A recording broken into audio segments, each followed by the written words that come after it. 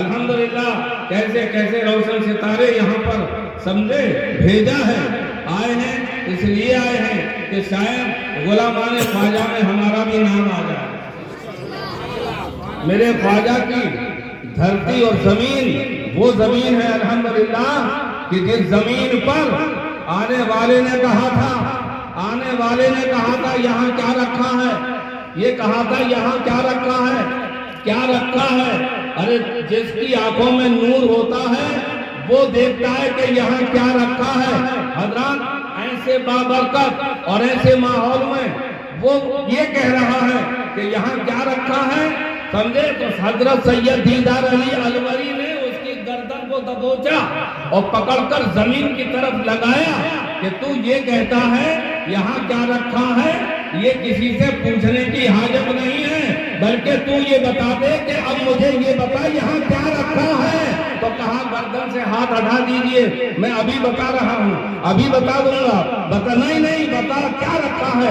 حضرات وہ کہتا ہے جب تک آپ کا یہ ہاتھ میری گردن پہ نہیں آیا تھا تو اندھیرا نظر آ رہا تھا، میں یہی دیکھ رہا تھا کہ یہاں کیا نظر آ رہا ہے، کیا نظر نہیں آ رہا ہے۔ میں یہ دیکھ رہا ہوں کہ اس بابرکت اور اس ماحول میں آپ نے جو ہاتھ میری گردن پر رکھا ہے، میں نے یہ دیکھا کہ جب تک آپ کا ہاتھ نہیں آیا تھا تو مجھے اندھیرا نظر آ رہا تھا، آپ کا ہاتھ میری گردن پر آیا ہے، اندھیرا نہیں اور سویرا نظر آ رہا ہے۔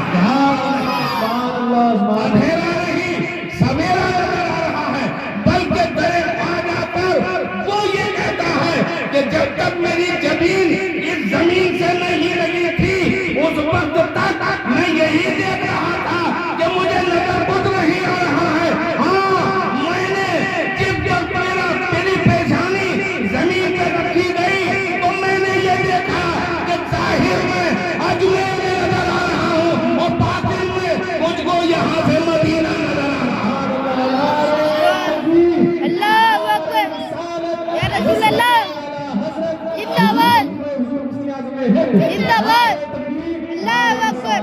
میں یہاں پر کوئی لمبی چوڑی تقریر کے لیے حاضر نہیں، الحمدللہ یہ چندوسی میرا وطن ہے اور ادھر حضور مفتی اعظم کی نوری کرن ہے، بھیجا ہے تو یہاں موجود ہے۔ تو چندوسی میرے وطن میں اگر خواجہ کا ذکر نہیں ہوگا تو کیوں کہاں ہوگا۔ الحمدللہ یہ وہ خواجہ ہیں کہ جن کی بارگاہ میں بڑے بڑے علماء، بڑے بڑے مفتی دین، محدثین، مفکرین، یہ تمام کے تمام ہاتھ باندھے ہوئے، سر جھکائے ہوئے، خواجہ آپ کرم فرما دیں، آپ کی بارگاہ میں غلام آیا ہے، کرم فرما دیں۔ غلامانہ انداز سے بڑے بڑے شہنشاہ خواجہ کی چوکٹ پہ جھکے نظر آ رہے ہیں۔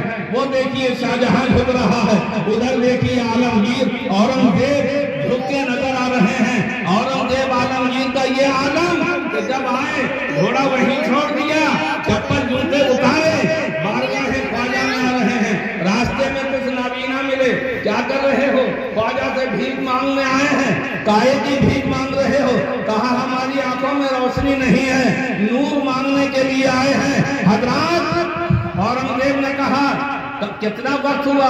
کسی نے 2 سال، 4 سال، 6 سال، 10 سال تک کا اشارہ کیا، ہم یہاں موجود ہیں۔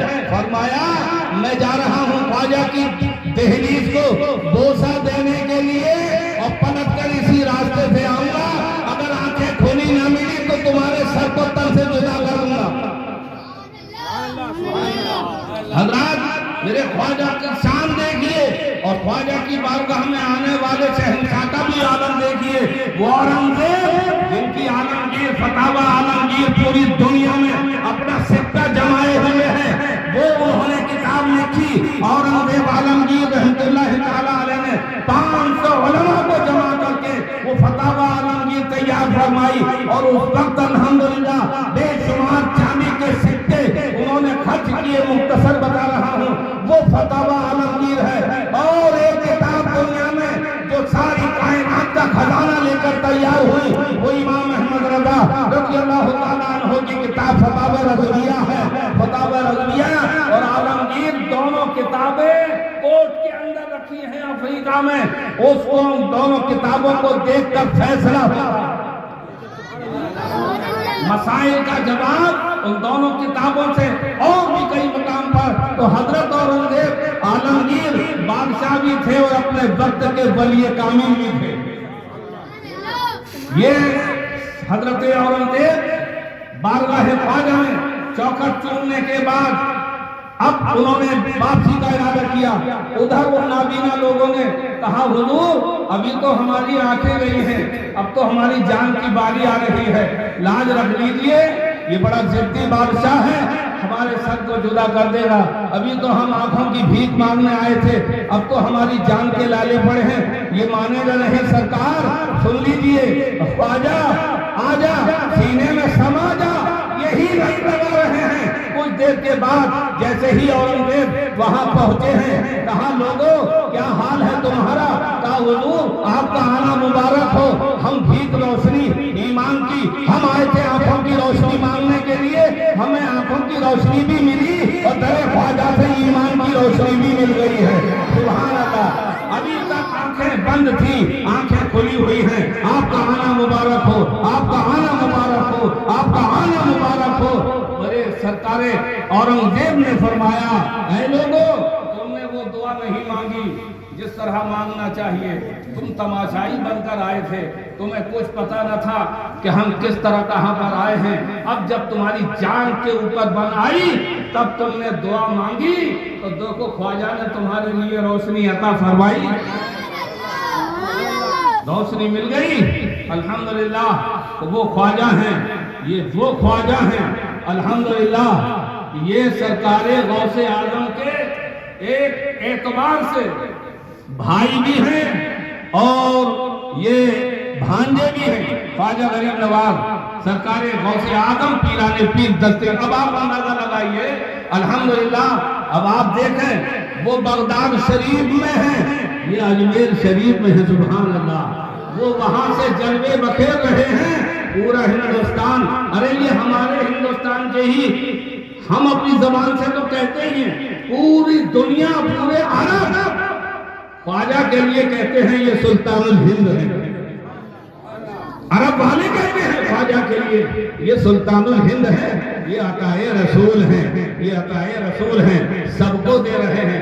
ये रसूल की ऐसी अता बनकर आए कि जो इनकी बारगाह में आया उसको भी अता हुआ, सबको दे रहे हैं। हम यहाँ कम